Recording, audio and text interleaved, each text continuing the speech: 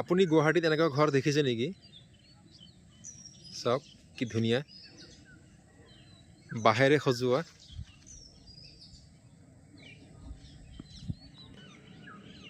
এইটো চাওক, বাঁহেৰে সজোৱা কি ধুনীয়া।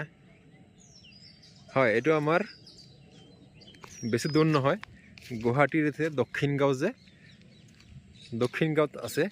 এইখিনি চাওক, পাহাৰৰ ওপৰতো চাওক কিমান একেবাৰে সমান ঠাই, এটা ধুনীয়াকৈ খেলিব পৰা যায়।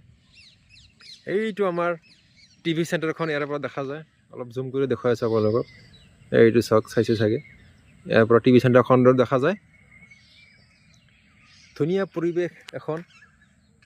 আৰু চাওক, লিখা আছে ৰাষ্ট্ৰীয় আদৰ্শ বেদ বিদ্যালয় গুৱাহাটী। এইটো তো এইখিনি পাহাৰৰ মাজতে এখন ঠাই।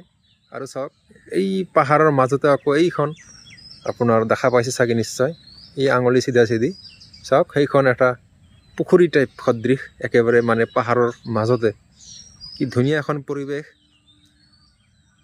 চাওক, আমি এইফালৰ পৰা আহিছোঁ, এইফালে এইটো দক্ষিণ গাঁও পাহাৰৰ ওপৰত আছে একেবাৰে। আপোনালোকে যদি আহে কেতিয়াবা, আপোনালোকে আহি চাই যাব পাৰে, ধুনীয়া ঠাই। এইফালে চাওক, এই এখন পুৰণা এখন বিল্ডিং, ভাঙা। সেইখনত যাম অলপ, আপোনালোকক সেইখনত দেখুৱাম অলপ, ঠিক আছে? চাই থাকক। এইটো চাওক, বৰষুণৰ বতৰ, ধুনীয়া এখন ঠাই। এইটো সেই ৰাস্তা, সেইফালেদি আহে। ধুনীয়া পৰিৱেশ। কেতিয়াবা এবাৰ যদি সময় পায় এবাৰ আহিব, আহি চাই যাব। এইফালে চাওক, পুৰা এখন ভুটীয়া ঘৰ বুলি কওঁ।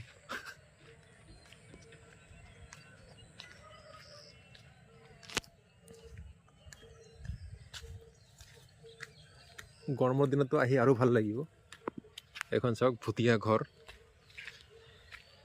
বা পুৰা ভূত বাংলা।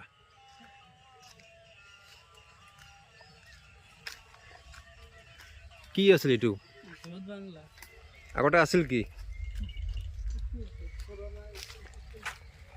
পুৰণা স্কুল আছিল নে কি আছিল বা?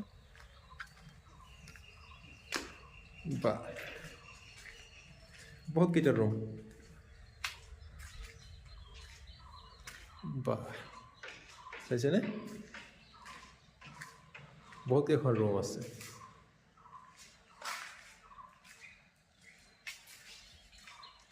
বৰষুণ দিলে আহি কেনে ভাল লাগিব। বা অলপ ওপৰত